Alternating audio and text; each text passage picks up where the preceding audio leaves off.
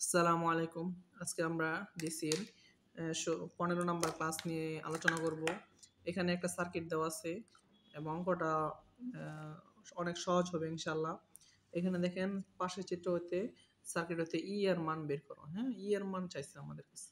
তাহলে যখন আমি ই অর্থাৎ সাপ্লাই ভোল্টেজ, টোটাল ভোল্টেজ অথবা ইটি, বিটি এগুলো সবই একই মানে মেইন ভোল্টেজটা প্রকাশ করে। ইটি দিয়ে কখনো বিটি দিয়ে কখনো প্রকাশ করে। তাহলে আমরা দেখেন এখানে টোটাল ভোল্টেজটা বের করব। টোটাল ভোল্টেজ বের করার জন্য টোটাল কারেন্ট লাগবে, টোটাল রেজিস্ট্যান্স লাগবে।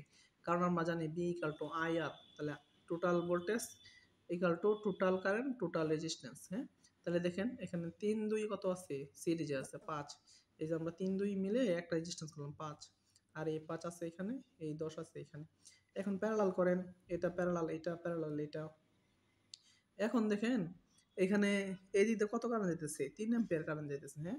তাহলে দেন এই রেজিস্টরে যদি 3 কারেন্ট যায় আর ভোল্টেজ আর রেজিস্ট্যান্স আছে কত? 5। তাহলে আমি বি এখানে পাবো না। B5 = IR। IR মান কত?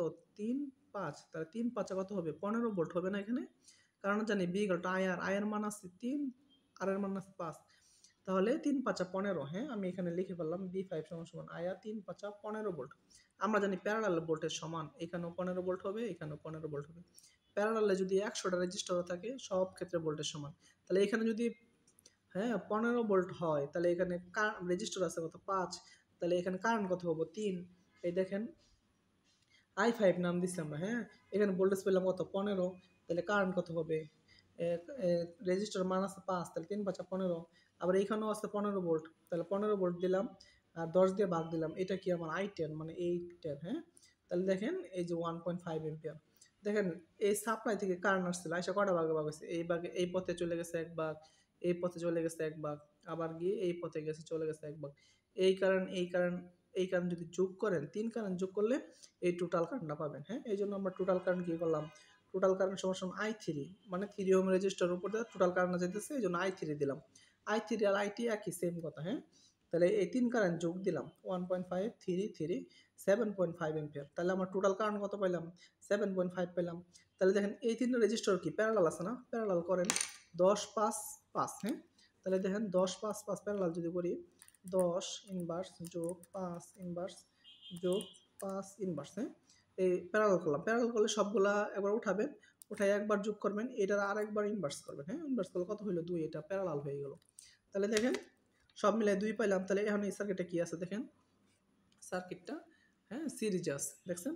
3 2 5 1 কত? 6। তাহলে এই দেখেন আমরা টোটাল রেজিস্ট্যান্স প্রথমে বের করেছিলাম 3 যোগ 2 যোগ 1 6 ওহম। তাহলে টোটাল ই বা বিটি আইটিআরটি 7.5 ইনটু কি 6। এই পর্যন্তই চাইছিল। আমরা ইনশাআল্লাহ সামনে আরও অঙ্ক সমাধান করব। আপনারা লাইক, কমেন্ট, শেয়ার করবেন। আমার ক্লাসগুলা ইনশাআল্লাহ ফেসবুকে শেয়ার করবেন।